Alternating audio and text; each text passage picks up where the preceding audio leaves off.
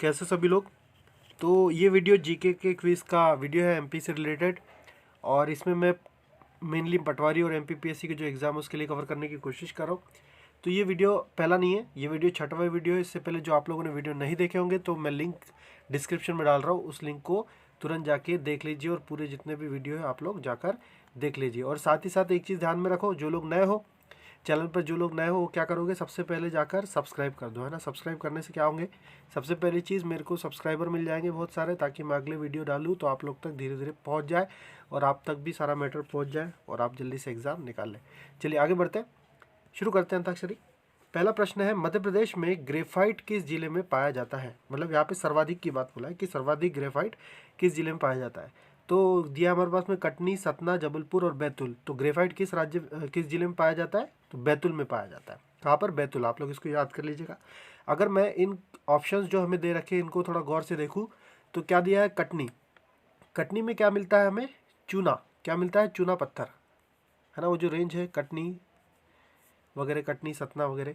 अच्छा, सतना में क्या मिलता है, सतना मेनली किस लिए फेमस है, सीमेंट के लिए, है ना। यहाँ पे सीमेंट फैक्ट्री भी है।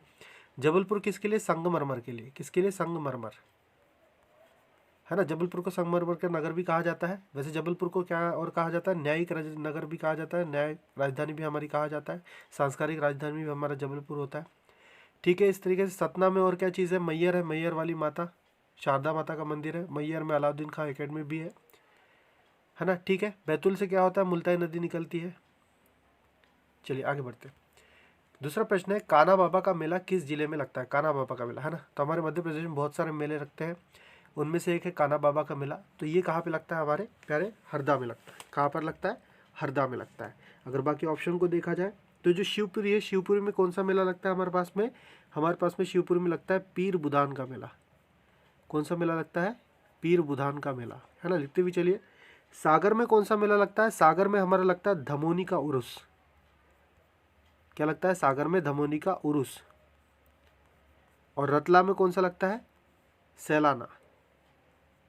कौन सा लगता है, सैलाना, है ना। ये सब जो बड़े बड़े संत लोग थे अलग अलग धर्मों के, तो उन संतों के आधार पर ये साले उर्स वगैरह, ये सब उर्स वगैरह और क्या कहते हैं, मेले वगैरह आयोजित किए जाते हैं। तो ये चार ऑप्शन थे, चार के हिसाब से आप लोग देख लीजिए। अगला प्रश्न क्या है, कंदरिया महादेव मंदिर। कंदरिया महादेव मंदिर, है ना। तो काफ़ी फेमस मंदिर है। तो कंदरिया महादेव मंदिर किस जिले में आता है, कहाँ पर है। तो कंदरिया महादेव मंदिर कहाँ पर आता है, हमारे खजुराहो में आता है। कहाँ पर आता है, खजुराहो में आता है ना। खजुराहो में वैसे बहुत सारे हिंदू और जैन के टेम्पल बहुत सारे हैं, जिसमें से एक कंदरिया महादेव मंदिर है, काफ़ी फेमस मंदिर है। तो ध्यान में रखना, खजुराहो में ही आता है। अगर मंदिरों की बात करें तो जबलपुर में भी जो मंदिर है बहुत सारे हैं। जैसे एक फेमस मंदिर बता देता आपको, बिसनहारी की मड़िया, है ना। बाकी तो आप लोगों ने सुन रखे होंगे, बिसनहारी की मड़िया, है ना। बिसनहारी की मड़िया। खजुराहो का तो आपको पता है। मंदसौर किस लिए फेमस है, एक बहुत फेमस मंदिर वहाँ पे, पशुपतिनाथ जी का मंदिर। कौन सा है, पशुपतिनाथ का मंदिर, है ना। और उज्जैन किस लिए फेमस है, उज्जैन तो आप लोगों ने सभी ने सुन रखा होगा, महाकालेश्वर। जो हमारे यहाँ पे पूरे भारत में 12 ज्योतिर्लिंग है, 12.5 है 12 ज्योतिर्लिंग, उसमें से एक ज्योतिर्लिंग कहाँ पर है, महाकालेश्वर। जाते हैं सभी लोग। अभी तो उज्जैन में जो क्या बोलते हैं, उज्जैन के महाकाल के नियर बाय में क्या किया है, कॉरिडोर का निर्माण किया, है ना। एक कॉरिडोर का निर्माण किया। तो कॉरिडोर का निर्माण किया, इसका उद्घाटन किसके द्वारा किया गया, पीएम मोदी के द्वारा। तानसेन की समाधि कहाँ पर है, क्या बोला है, तानसेन। तानसेन अकबर के समय के काफ़ी फेमस जो थे नवरत्नों में से एक थे। अकबर के समय में नवरत्नों में से एक व्यक्ति थे, जो कि काफ़ी संगीत के मामले में इनका नाम बहुत ज़्यादा चलता है, बहुत अच्छे संगीतकार थे। तो इनकी समाधि कहाँ पर है, तो यहाँ इनकी समाधि हमारे मध्य प्रदेश के ग्वालियर में है। कहाँ पर है, मध्य प्रदेश के ग्वालियर में। अच्छा, हमारे यहाँ पे और भी लोगों की समाधियाँ हैं, बड़े बड़े लोगों की। तो उनमें से एक और चीज़ है, जैसे ग्वालियर में हम लोगों ने देखा कि तानसेन जी की समाधि है, वैसे ही हमारे यहाँ पे ग्वालियर में किसकी समाधि है, मोहम्मद गौस जी की भी है। किसकी है, मोहम्मद गौस जी की, है ना। और किसकी समाधि है, झांसी की रानी। झांसी की रानी कौन, लक्ष्मीबाई। इनकी भी समाधि कहाँ पे है, ग्वालियर में। ठीक है, इनकी भी समाधि कहाँ पे, ग्वालियर में। बुरहानपुर में पेशवा बाजीराव, किसकी समाधि है, ओ सॉरी मिस्टेक हो गया, बुरहानपुर में मुमताज की समाधि है। जो ताजमहल बना हुआ है, तो पहले जब मुमताज़ मर गई थी तो उनकी सीधे सीधे समाधि ताजमहल में नहीं बनाई गई थी, उनकी पहले टेम्पररी वाली समाधि कहाँ पर बनी थी, बुरहानपुर, फिर वहाँ से निकाल कर उन्हें कहाँ लेके गए, ताजमहल में, है ना, वही वाली ताजमहल जिसमें शाहजहाँ और मुमताज़ की कब्र है। ठीक है, चलिए खरगोन में किसकी समाधि है, तो खरगोन में है पेशवा बाजीराव, पेशवा बाजीराव, वही बाजीराव जो बाजीराव मस्तानी फिल्म में थे, है ना, मतलब पेशवा थे अपने मराठा साम्राज्य के, और इनके ऊपर पिक्चर भी बनी थी बाजीराव मस्तानी, तो उन्हीं की समाधि कहाँ पर है, खरगोन में। मांडू में हुशंग शाह का मकबरा है, किसका, हुशंग शाह का मकबरा। और साथ ही साथ क्या है यहाँ पर, बाज बहादुर, एक मतलब राजा थे बाज बहादुर, और इनकी पत्नी थी रूपमती, इनका कुछ प्रेम विवाह वाला चक्कर था, तो इसमें अकबर से इनका युद्ध होता है और बाज बहादुर मारे जाते हैं, तो इनकी समाधि भी कहाँ पर बनी है, मांडू में बनी। तो मांडू में किसकी है, बाज बहादुर हुशंग शाह, खरगोन में किसकी है, पेशवा बाजीराव, बुरहानपुर में हम लोगों ने देखा मुमताज, और ग्वालियर में किस किस की है, मोहम्मद गौस की है, रानी लक्ष्मीबाई की है, और तानसेन जी की है। ठीक है, ये सारी चीज़ें याद रखिएगा। अगला प्रश्न है, मध्य प्रदेश में लिंगानुपात कितना है ना। लिंगानुपात वो होता है कि 1000 पुरुषों पर महिलाओं की संख्या, 1000 पुरुषों पर महिलाएं कितनी है, ये क्या कहलाता है, लिंगानुपात कहलाता है। तो इस तरीके से जब हम लिंगानुपात कैलकुलेट करते हैं तो हमारे मध्य प्रदेश का लिंगानुपात कितना निकला है, तो हमारे मध्य प्रदेश का लिंगानुपात है 931। कितना है, 931 मध्य प्रदेश का, है ना। अगर मैं बात करूं हमारे भारत का, तो भारत का लिंगानुपात कितना है, 2011 के हिसाब से कितना है, 940। किसका है, हमारे भारत का लिंगानुपात, है ना। और अगर रिसेंट में कुछ डाटा पब्लिश हुआ था पर वो जनगणना के आधार पर नहीं है तो उसको वैलिड नहीं मानेंगे, तो उस रिसेंट डाटा के अनुसार भारत का लिंगानुपात कितना है, 1020, है ना। काफ़ी अच्छा आंकड़ा है, इसमें महिलाएं हमसे पुरुषों से आगे निकल गई, तो ये अच्छी चीज़ है। जो 918 ये क्या है, मध्य प्रदेश में 918 क्या है, मध्य प्रदेश में बच्चों का लिंगानुपात है, बच्चों का लिंगानुपात है। ठीक है, ध्यान में रखना। तो हमारे मध्य प्रदेश का मेन जो लिंगानुपात 931, बच्चों का लिंगानुपात 918, भारत का लिंगानुपात 940 2011 की जनगणना के अनुसार। उसके बाद जनगणना नहीं हुई। मध्य प्रदेश में साक्षरता प्रतिशत कितनी है, मध्य प्रदेश में साक्षरता प्रतिशत कितनी है पूछा गया, तो क्या है, सिंपल सा इन चारों ऑप्शन में से ध्यान में रखिए, क्या है, 69.30। कितनी है, 69.30% किसका है, मध्य प्रदेश में साक्षरता, इतने परसेंट लोग पढ़े लिखे हैं। अगर मैं बात करूं महिलाओं में कितने प्रतिशत महिलाएं साक्षर है, तो कितने प्रतिशत महिलाएं साक्षर है, 60.0। तो ये लोग कौन है, महिलाएं, कहाँ पर, मध्य प्रदेश में। मध्य प्रदेश में महिलाएं की साक्षरता प्रतिशत कितना है, 60.0। उसी तरीके से पुरुषों का क्या है, 80. अच्छा ये आई टाइप हो गया, देख लेना, 80.5। क्लियर है। और ये जो 74.04 ये क्या है, ये हमारे भारत का साक्षरता प्रतिशत है। कितना है, भारत का साक्षरता प्रतिशत। चलिए आगे बढ़ते हैं।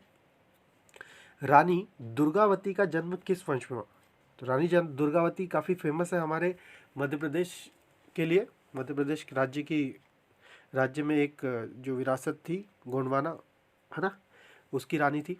अब पूछा है कि इनका जन्म किस वंश में हुआ था, तो आप लोग इसमें सीधा सीधा आंसर लगा दोगे गोंडवाना पर, ऐसा नहीं है। इसका सही उत्तर है चंदेल वंश। किस में पैदा हुई थी ये, चंदेल वंश की राजकुमारी थी,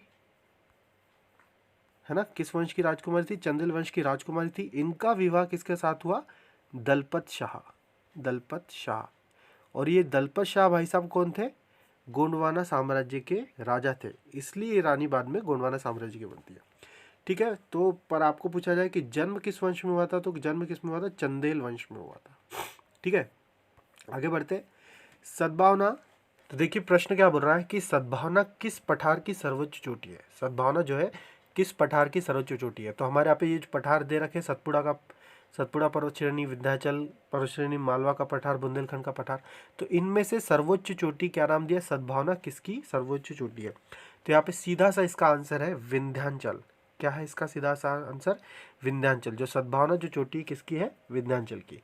अब देखिए बाकी लोग की चोटी क्या है, तो सतपुड़ा की सबसे बड़ी चोटी क्या है, धूपगढ़, और यही धूपगढ़ क्या होता है, हमारे मध्य प्रदेश की सबसे ऊंची चोटी होती है। इसके बाद में सेकंड नंबर पे इसी में सतपुड़ा में कौन सी आती है, चौरागढ़। मतलब मध्य प्रदेश की भी सेकंड चोटी कौन सी है, चौरागढ़, है ना। कभी घूमने जाते हैं हम लोग, महादेव के यात्रा पर जाते हैं तो चौरागढ़ तो चढ़ते ही है, धूपगढ़ नहीं चढ़ पाते। विंध्याचल के हम लोग ने देख ली कौन सी है, सद्भावना। मालवा में कौन सी चोटी है, सिगार। मालवा की ऊंची चोटी कौन सी है, सिगार। और बुंदेलखंड की कौन सी है, सिद्ध बाबा, सिद्ध बाबा, है ना, ध्यान में रखना इसको। चलो आगे बढ़ते हैं नेक्स्ट। मध्य प्रदेश, दो बार हो गया। मध्य प्रदेश में कितने प्रतिशत वन है ना। मध्य प्रदेश का जो क्षेत्रफल का भाग है, क्या होता है मध्य प्रदेश का वैसे क्षेत्रफल, 308252, है ना, वर्ग किलोमीटर, है ना। कितना, 3,08,252 वर्ग किलोमीटर, ये हमारे मध्य प्रदेश का क्षेत्रफल है। मध्य प्रदेश के क्षेत्रफल का कितना प्रतिशत बोल रहा है, वन है ना। हमारे यहाँ पे बहुत ज़्यादा वन है, तो कितना प्रतिशत है, 30.72% मध्य प्रदेश में वन है। आगे देखते हैं, मध्य प्रदेश में सर्वाधिक वन वाला जिला। तो मध्य प्रदेश में सर्वाधिक वन वाला जिला कौन सा है, यहाँ पर सीधे सीधे आंसर बालाघाट। मध्य प्रदेश में सर्वाधिक वन वाला जिला कौन सा है, बालाघाट। तो ये पहले नंबर पे है। दूसरे नंबर पे छिंदवाड़ा, तीसरे नंबर पे हमारे पास में है बैतूल, और श्योपुर है चौथे नंबर पे।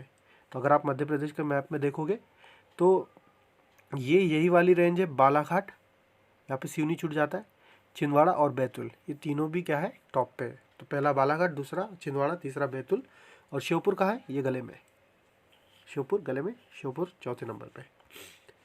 आगे देखते हैं, अगला प्रश्न है, मध्य प्रदेश में सबसे लंबा राष्ट्रीय मार्ग, ये तो मैंने काट दिया, पढ़ोगे कैसे।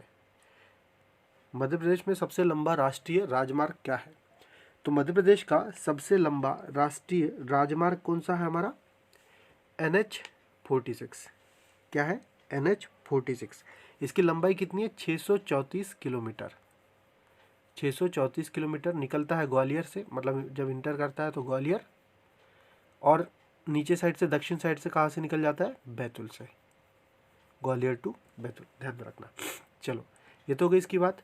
अगर मैं बोलूँ कि ये 135B जो सेकंड ऑप्शन, ये क्या है, तो ये हमारे मध्य प्रदेश का सबसे छोटा राष्ट्रीय राजमार्ग है। क्लियर है ना। और बाकी ये भी बड़े राष्ट्रीय राजमार्गों में ये भी आते हैं। तो ध्यान में रखना, सबसे बड़ा है NH46 और सबसे छोटा है 135BB। नेक्स्ट है हमारा, मध्य प्रदेश में चमड़ा कॉम्प्लेक्स कहाँ पर है ना। तो कभी आपको क्वेश्चन पूछा जाए कि चमड़ा कॉम्प्लेक्स मध्य प्रदेश में कहाँ है, तो कहाँ पर है, हमारे देवास में। कहाँ पर है, देवास में। ऐसे ही जो एग्रो कॉम्प्लेक्स है वो कहाँ पर आता है, छिंदवाड़ा में। एग्रो कॉम्प्लेक्स कहाँ पर आता है, छिंदवाड़ा में, इतना ध्यान रखना है ना।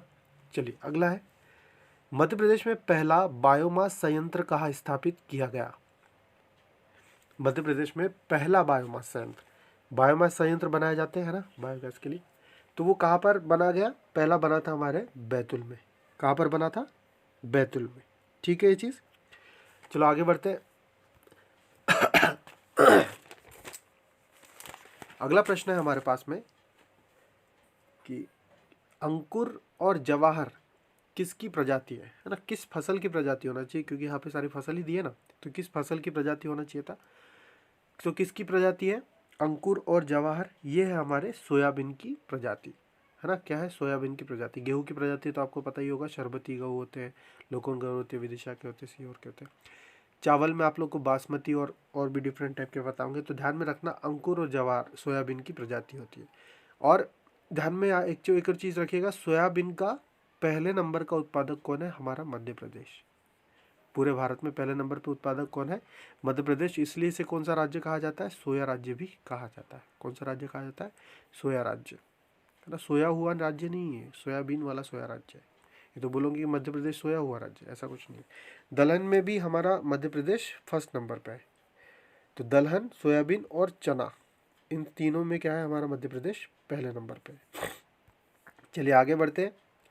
15वां क्वेश्चन कहाँ चला गया भाई, छुप के मत रहे, आजा आजा आजा। चलिए क्या है प्रश्न, आजमगढ़ की खोज किसने की थी। यार ये कैसा टाइप हो गया, ये आजमगढ़ थोड़ी है। यहाँ पे लिख लीजिएगा यार, थोड़ा सा करेक्शन इसमें, आदमगढ़ है ये, आदमगढ़। मैं थोड़ा आराम से लिखता हूँ, आपको लिखना है ना, क्योंकि तो आदमगढ़ की खोज किसने की? तो आदमगढ़ बेसिकली क्या है? आदमगढ़ जो है मध्य पाषाण कालीन, क्या है? मध्य पाषाण कालीन। जो हमारी हिस्ट्री को हम जब डिवाइड करते हैं तो पाषाण काल में जाते हैं, मतलब प्राचीन के अंदर पाषाण काल और पाषाण काल के भी अंदर कहा जाता है, मध्य पाषाण कालीन युग में जाते हैं। तो यहाँ से हमें बहुत सारे क्या मिले? औजार मिले। क्या मिले? औजार। इसलिए इसे क्या कहा जाता है? Microlithic tools factory. यहाँ से हमें माइक्रोलिथिक टूल्स फैक्ट्री, माइक्रोलिथिक मतलब मध्य पाषाण, टूल्स मतलब औजार, मध्य पाषाण युग के औजार की फैक्ट्री को इसे कहा जाता है? आदमगढ़ को कहा जाता है। ये आदमगढ़ किस जिले में आता है? आदमगढ़ आता है हमारे होशंगाबाद जिले में। कहाँ पर आता है? होशंगाबाद में। ठीक है। और इसकी खोज किसने की है ना? मेन क्वेश्चन तो ये है कि इसकी खोज किसने की? तो इसकी खोज की है मनोरंजन घोष ने। किसने की है? मनोरंजन घोष ने की है। यहाँ पे अगर देखें हम लोग तो आरबी जोशी और एसबी खरे, इन दोनों ने भी आदमगढ़ की खोज की है। बट सबसे पहले किसने खोज की? मनोरंजन घोष ने। तो कभी मनोरंजन घोष आया तो सीधा सीधा ये आंसर लगा दीजिएगा। यहाँ पे चौथा ऑप्शन दिया है विष्णु वाकनकर जी। तो विष्णु वाकनकर जी ने किसकी खोज की है? भीम बेटिका की। किसकी खोज की है? भीम बेटिका। कहाँ पर है भीम बेटिका? रायसेन जिला।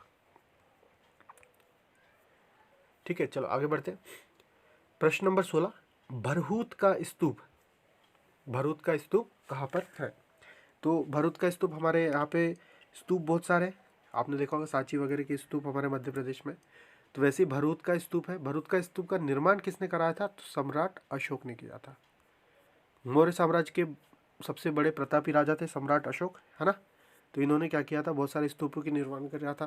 कहते हैं कि समथिंग 80,000 समथिंग तो इन्होंने स्तूपों की निर्माण की, छोटे बड़े मिला मिला के। बहुत सारे तो तोड़ ताड़ भी दिए होंगे। तो अशोक द्वारा इनका निर्माण किया गया था।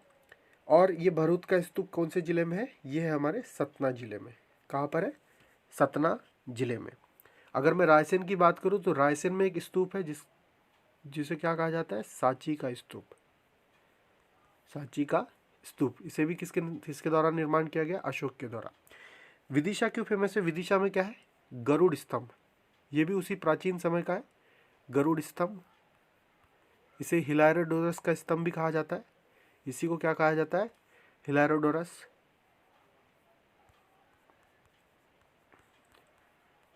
है ना, लिख लीजिएगा इसको, हिलारोडोरस डायरेक्ट पूछता है। ड है, हिलारो है शायद, हिलारोडोरस। और गरुड़ स्तंभ को और क्या कहा जाता है? बस इतना ही कहा जाता है ना, कोई तो भी स्तंभ कहा जाता है, इसे मुझे ध्यान नहीं आ रहा। चलिए देखेंगे आगे अगर क्वेश्चन आता है तो। खान बाबा का स्तंभ ऐसा कुछ कहा जाता है, मुझे ध्यान नहीं आ रहा। चलिए देखते हैं फिर भी, है ना। दतिया में क्या है? दतिया गुर्जरा में स्तंभ है। दतिया के गुर्जरा में स्तंभ है, स्तंभ लेख है ना। चलिए आगे बढ़ते हैं। 1857 की क्रांति में भीमा नायक ने किस जिले से नेतृत्व किया था? है ना। तो भारत में जिस तरीके से 1857 की क्रांति हर तरफ फैली थी अंग्रेजों के खिलाफ में, सभी राजा लोग अलग अलग जगह से नेतृत्व कर रहे थे और अंग्रेजों की बहुत सारी छावनियों पर हमला बोल दिया गया था। तो बेसिकली हमारे भारत में 1857 की क्रांति कब से शुरू हुई थी? 10 मई से। 10 मई से शुरू हुई थी। कहाँ से शुरू हुई थी? ये हुई थी मेरठ से, है ना। जहाँ पर कौन अपने, क्या नाम है उनका, मंगल पांडे जो थे शहीद हो गए थे, है ना। तो उसी प्रकार से हमारे मध्य प्रदेश में भी 1857 की क्रांति जब शुरू हुई तो एक शहीद हुए थे जिनका नाम है कुंवर चैन सिंह। कुंवर चैन सिंह। तो ये कुंवर चैन सिंह जो है हमारे मध्य प्रदेश के पहले शहीद के नाम से भी जाने जाते हैं। बस शहीद है कुंवर चैन सिंह। तो और हमारे यहाँ से जो 1857 की क्रांति की शुरुआत कहाँ से हुई थी? नीमच से। 1857 की क्रांति हमारे यहाँ कहाँ शुरू हुई? नीमच से, है ना। इसको ध्यान में रखिएगा, सारी चीज़ें पॉज करके लिखते चलिए। अब यहाँ पे पूछा है कि भीमा नायक ने किस जिले से नेतृत्व किया था? तो भीमा नायक ने खरगोन जिले से नेतृत्व किया था। उस समय में खरगोन अलग से जिला नहीं था, क्या था? बड़वानी रियासत थी। उस बड़वानी रियासत से क्या किए थे हमारे भीमा नायक, जो कि आदिवासी है, तो उन्होंने वहाँ से रिप्रेजेंट किए थे 1857 की क्रांति में। तो ऐसे ही बहुत सारे लोग हैं जिन्होंने मध्य प्रदेश में 1857 की क्रांति में रिप्रेजेंटेशन दिए थे। तो उनके मैं कुछ नाम लिख देता हूँ, आप लोग इसको देख लीजिए। झांसी, ये तो झांसी हमारा हिस्सा नहीं वैसे। झांसी से किसने किया था, नाम सुना होगा आपने, लक्ष्मीबाई, रानी लक्ष्मीबाई। दूसरा अगर देखें गढ़मंडला से किसने किए, शंकर शाह, राजा शंकर शाह, है ना। थोड़ा सा आप लोग जब भी वीडियो देखते हो थोड़ा फास्ट कर लिया करो, 1.5 गुना की स्पीड में देखोगे तो ज़्यादा अच्छा रहता है। देवगढ़ से किसने किए, देवगढ़ से राजा हृदय शाह,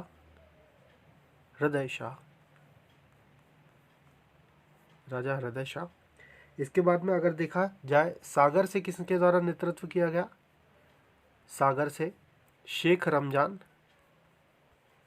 किसके द्वारा, शेख रमजान। इसके बाद में अगर देखिए इंदौर या महू, इंदौर की जो छावनी थी महू, वहाँ से किसके द्वारा रिप्रेजेंटेशन किया गया, शहादत खान,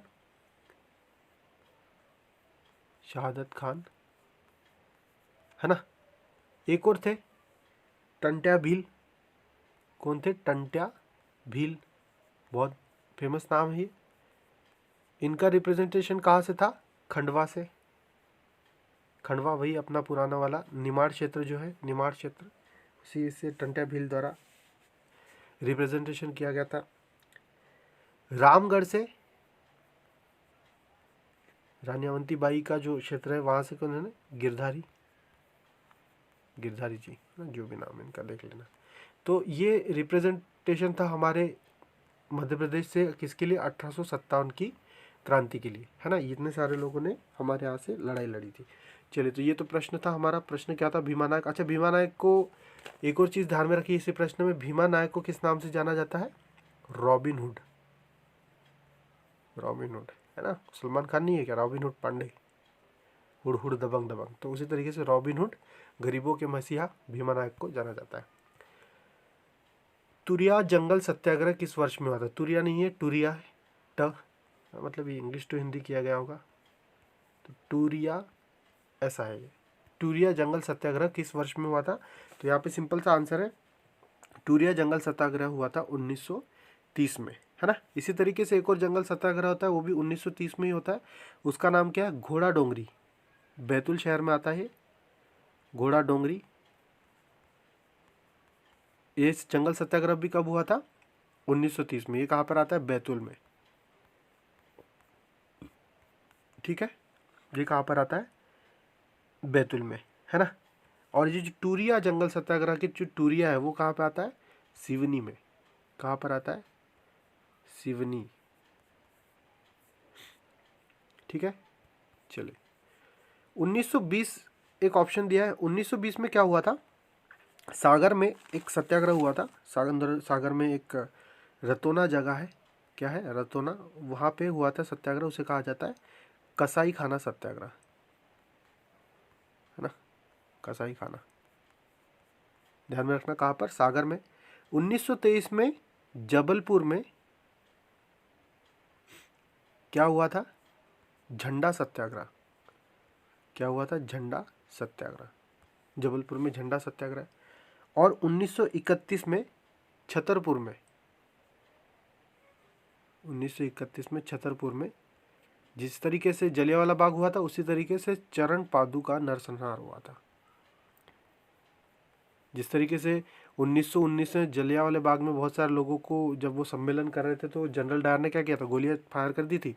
तो उसी तरीके से चरण पादु का नरसंहार कहाँ पे हुआ था, छतरपुर में, है ना। तो कब हुआ था, 1931 को। तो ये हमारी डिटेल थी कि 1920 में रतोना कसाई खाना सत्याग्रह, 1923 में जबलपुर झंडा सत्याग्रह और 1931 में छतरपुर में चरण पादु का नरसंहार। चलिए, अगला प्रश्न है 19वां, मध्य प्रदेश में भारतीय वन प्रबंधन संस्थान कहाँ पर है। क्या बोला है, भारतीय वन प्रबंधन संस्थान।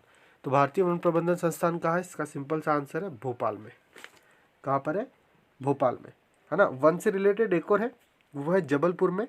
वो जबलपुर में क्या है? राज्य वन अनुसंधान केंद्र, है ना। तो आपको जब भी राज्य वन अनुसंधान केंद्र पूछे तो आप क्या लगाओगे? जबलपुर। और जब भी आपको भारतीय वन प्रबंधन संस्थान पूछे तो क्या लगाओगे? भोपाल। क्लियर है ये चीज? आगे बढ़ते हैं। निम्न में से कौन सी गुफा होशंगाबाद जिले में आती है ना। ये सारी जो है गुफाओं के नाम दिया, भरतरी की गुफा, भीमबेटका की गुफा, बाघ की गुफा और पांडव की गुफा। तो इन सारी गुफाओं में से कौन सी होशंगाबाद जिले में आती है? तो पहले हम लोग बाकी ऑप्शन को देख लेते सारे कि कौन कौन से जिले में आते हैं। भरतरी की गुफा कहाँ आती है? उज्जैन में आती है। इसके पीछे एक बहुत अच्छी स्टोरी है। स्टोरी ऐसी है कि ये भरतरी अपने पत्नी वियोग में कहाँ चले गए थे? गुफाओं में चले गए थे। तो तब से वहाँ पे जाके लेखन करने लगे, गाय कविताएं लिखने लगे, है ना। ये उज्जैन ही लिख दिया मैंने, वैसे उज्जैन भी नाम सही है। ये उज्जैन है। भीमबेटका की गुफा आप लोगों ने सुन रखा होगा, किस जिले में आती है? रायसेन में आती है। रायसेन में आती है। जो भरतरी थे ना, भरतरी कौन थे? राजा विक्रमादित्य, जो चंद्रगुप्त थे ना, चंद्रगुप्त द्वितीय, उनके भाई थे, है ना। विक्रमादित्य, चंद्रगुप्त द्वितीय। बाघ की जो गुफा है वो कहाँ आती है? धार जिले में। बाघ की गुफाएं कहाँ पे आती है? धार जिले में। ये बाघ की गुफाएं एक्चुअली कौन से काल की है? गुप्तकालीन गुफा है, जब गुप्त साम्राज्य चल रहा था तब की गुफा है। पांडव गुफा कहाँ पर आती है? पचमढ़ी में। कहाँ पर आती है? पचमढ़ी में, है ना। तो ये ध्यान में रखिएगा, चारों गुफाओं को ध्यान में रखिएगा। उज्जैन में कौन सी? भरतरी। भीमबेटका कहाँ पर? रायसेन में। बाघ की गुफा कहाँ पर है? धार में। और पांडव गुफा पचमढ़ी में। तो ऑब्वियसली पचमढ़ी कहाँ था? होशंगाबाद में। कहाँ था? होशंगाबाद। तो क्या हो जाएगा इसका? पांडव गुफा होशंगाबाद जिले में आती है। चलिए, तो ये हो गया अपना सारा तामझाम खत्म, है ना। अभी और मैं अगले वीडियो में लेके आऊँगा आपके लिए जनरल नॉलेज की क्विज मध्य प्रदेश से रिलेटेड। और मैंने सामान्य प्रबंधन का भी जो लेक्चर है, क्विज का लेक्चर वो बना है, उसको जाकर आप जल्दी देख लीजिए। और मैंने उसकी जो लिंक है डिस्क्रिप्शन में